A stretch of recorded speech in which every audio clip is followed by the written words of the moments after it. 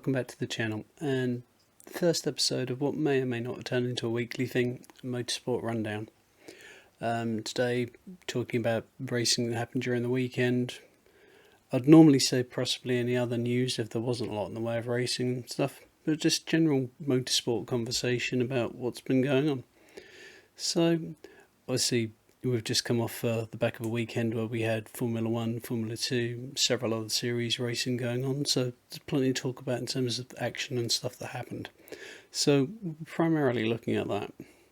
But anyway, because it was Formula 1, let's start with that.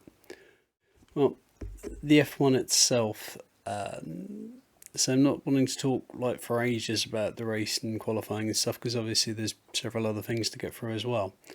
But the qualifying itself, there was a couple of interesting moments in it. You had Lewis obviously having his issues in Q2, nearly not getting through to that because having lap disallowed, and then the incident with Seb where he had his accident, leading to obviously the red flag coming out. So pressure with 2 minutes and 15 seconds left on the clock for everyone to try and get another lap in.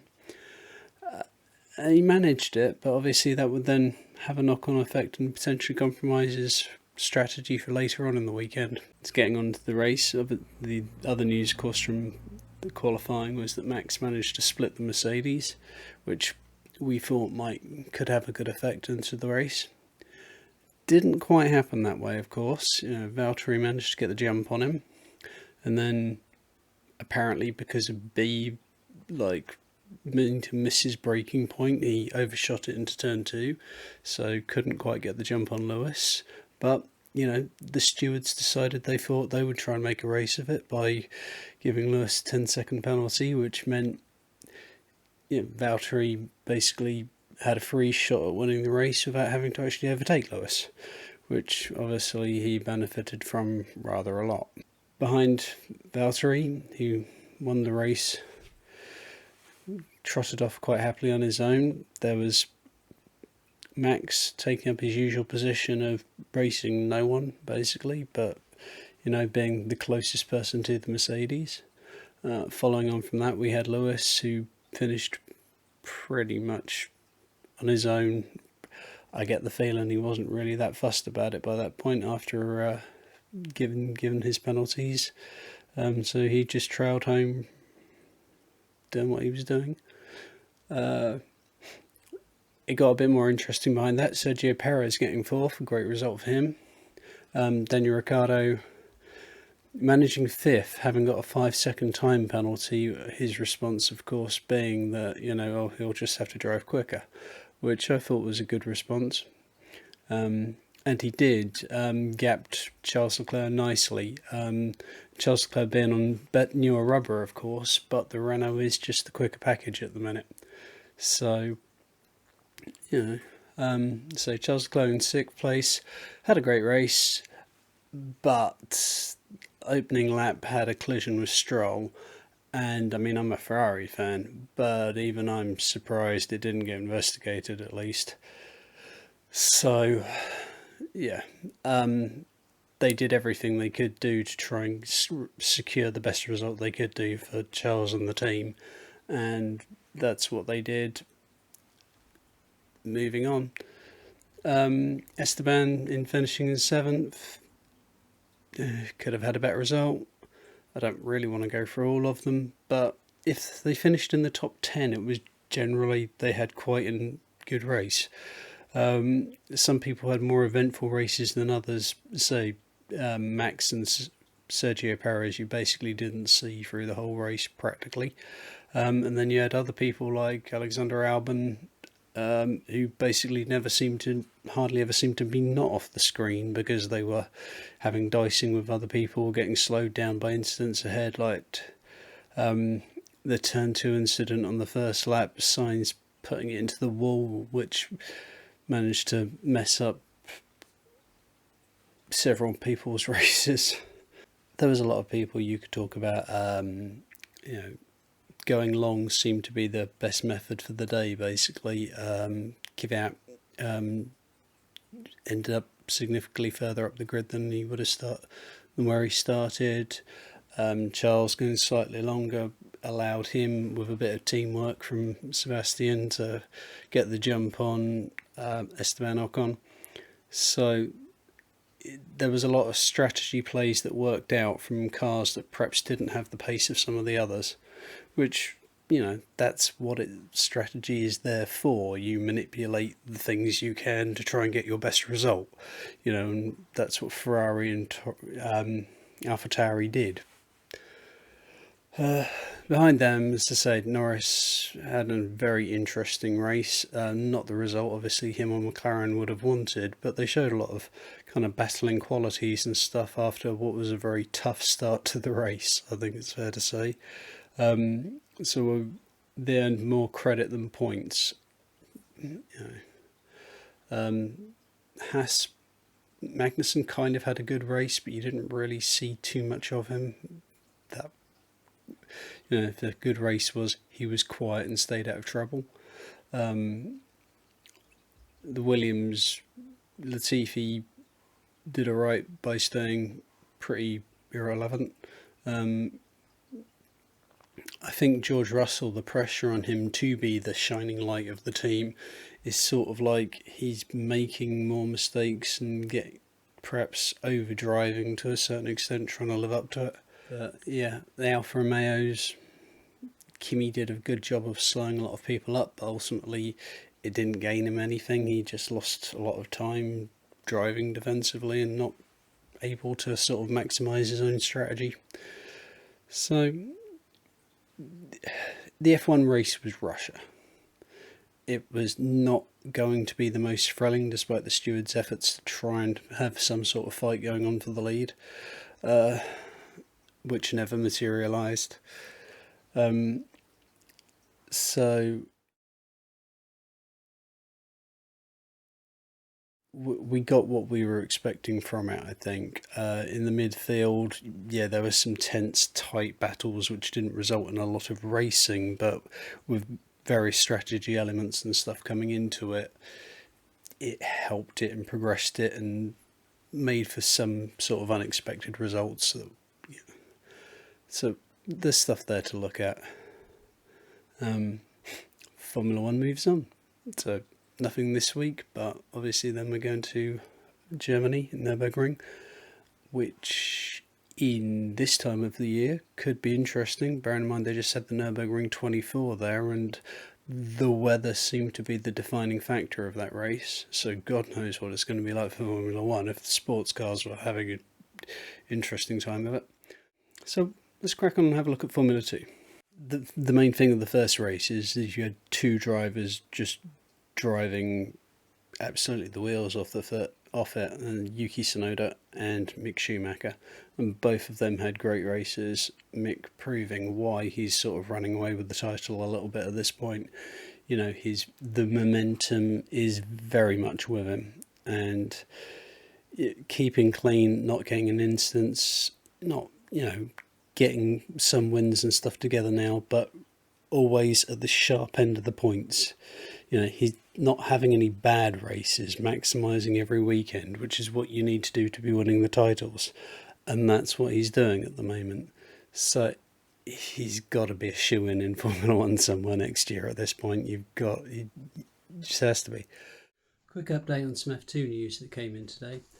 Callum Weller and Mick Schumacher are going to be in FP1 at the next race, in Haas and Alfa Romeo respectively.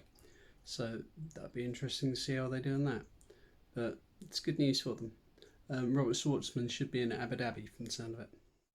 Even in race 2, it was a case of he did what he needed to do to get himself into a strong position off the start, which, considering how the way race 2 went, was kind of beneficial because it lasted 5 laps, I think it was. Going into turn 2, Luca Gotto got a run up the inside of Jack Aitken, and according to Jack Aitken at least, as he came back through for the undercut, there was the slightest of touches that resulted in a loss of tyre pressure on his rear, which is why it kicked out and basically launched the pair of them into the barriers. And what helped him really was just the angle they sort of went in at, because if they'd hit it any harder. I mean, the cars were just buried in the temporary barriers. It's just you see like Luca Giotto climbing out of the car is like clambering over. It looked like some scene from some American, US action movie with a hero clambering over the debris from the building which has just been blown up or something. It's like really, really strange to see that. And then, of course, the car catching fire like about 5 seconds after he's got out of it is just alarming. But yeah, they had to stop the race from that because there was no way they could get them barriers and stuff put back together again in time. Nothing, not at all. It was massive. Thankfully, of course, they are both okay. Half points were awarded for the race, which, on the one hand, it's like it was won by Guan Yu Zhao, and it was his first victory, I think, in Formula 2. So, great result for him, not under the circumstances he would have chosen, obviously. Nikita Mazepin, I think, who got finished second, would have been kind of unhappy with the way the race turned out because he's sort of chasing a couple of drivers ahead of him in the championship and wanting to get, obviously, when you're at the sharp end of that, that's some decent super license points and what have you, but to the teams and whatever else, there's a difference between second and fifth in that championship in terms of like kudos or getting yourself into a strong position for next year, or what team might want some money in Formula One, because obviously his dad is basically trying to buy every team on the grid. Not with any success, but his name has been linked with about 5 different teams over the past few months. He desperately wants in. Really, really desperately wants in. Other series that were racing this weekend, you had Eurofurmula Open. They were racing at Monza, and for the first time really this year, you could actually see some proper racing on the car. The F320 Dallara chassis hasn't really shined so far. It's like it's almost had too much downforce, so the cars haven't been able to follow nicely. But obviously at Monza, they've had some proper slipstreaming action going on. In some of the sport series, it's like the tale of the dropped Renault driver trying to achieve redemption, and it's the case with Yi. This week was his worst week. And by his worst week, I mean he had 1 win and 2 seconds. Yeah, exactly. His record at the minute is ridiculous. After this weekend, he is leading the championship with 219 points. The guy who was next in line, Lucas Dunner, who's won the other 3 races, and he's only competed in about 5, is on about 118 points. For anyone who's interested, the 2 British guys in the series, you have got in 6th place, you have Zane Maloney on 67 points, and Ayrton Simmons on 62 points. With the new car, it's trying to do something slightly different with the F320, rather than the FIA approved sort of TAUTUS jobs that everyone else seems to be running. But yeah, no, that was quite interesting. There was a lot of slipstreaming action going on there. It was like the cars had finally found a home and a track that properly suited them, and it was some properly fun racing. Also, we had Formula Renault Eurocup action going on at Zandvoort, and that series again, it's just like, it's almost a story of the guy who had been dropped by Renault trying to get redemption, battling against the guy who's still a Renault junior. And there's a close fight between them, it really is. Literally in the points of the championship at the minute, Victor Martins is leading Kyle Collette by 2 points. It's like blow and counter blow at the minute. In the first race, Victor led from pole position, went on and won the race. In the second race, Kyle Collette led from pole position, went on and won the race. It's like they're completely cancelling each other out at the minute, and it's going to make for a very interesting season, It's like Victor desperately wants to prove a point to Renault here. It's like they should not have dropped him as far as he's concerned. If you don't know about him, basically he was a Renault junior last year who got beaten by the narrowest of margins to the Formula Renault title by Oscar Piastri. And of course, Oscar since then has gone on and basically taken Victor's Renault junior status, and he's gone on, won Formula 3. Victor's, that could have been him, it's like by the narrowest of margins, that could have been him. So he feels like he's got a lot to prove at the minute. But, the thing is, the competition is looking really good. David Vidales, who's third in the championship at the moment, came into it as a rookie, having never raced in like open wheel racing cars before. He came to it straight out of karting, missed the first round, and is miles ahead in the rookie championship. He basically won like the first two races he was in, and is on 129 points. Bearing in mind he'd missed the whole round. It's very solidly in third place in the championship. He's doing a very good job. So, names to look out for in the future. A couple of sports car races to catch up on. As I say, Nürburgring 24 was on, heavily weather affected from what I can work out. 3 out of the top 4 cars that finished were BMWs, Alexander Sims being in one of the leading cars. Partly because of the weather and stoppages and stuff, the winning margin between the Audi that finished second and the Rowe Racing BMW M6 that finished first was for like 15 seconds in a 24-hour race. That was how heavily stoppages and various other things and weather and rain were affecting it. There wasn't anything real in the terms of gaps. Same with IMSA in Mid-Ohio, actually, which is only it was a 2-hour race or so. I can't remember exactly how long.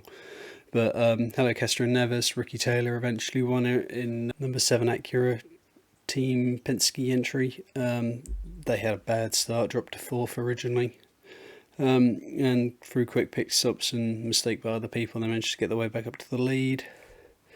And they managed to hold on to it, finishing just ahead of Action Express Racing Cadillac, Pipo Derani, and Felipe Nasr, who finished second, and that was like by something stupid, apparently like half a second or something. I'm kind of like, that's got to be a misprint, isn't it? I'm going to stop now because I'm going to have to edit this down because it is far too much. But if anyone has any ideas or any suggestions about where to go from that, please write in the comments. I hope you've enjoyed the little rundown. As I say, on other weeks there's going to be more news bias than race bias, but at the moment, because we're running so many compressed seasons, there's so much racing going on, you can just talk about it for bloody days pretty much. But anyway, thank you very much for watching. I hope it's been alright, and I shall chat to you again later. But bye bye for now. Take care.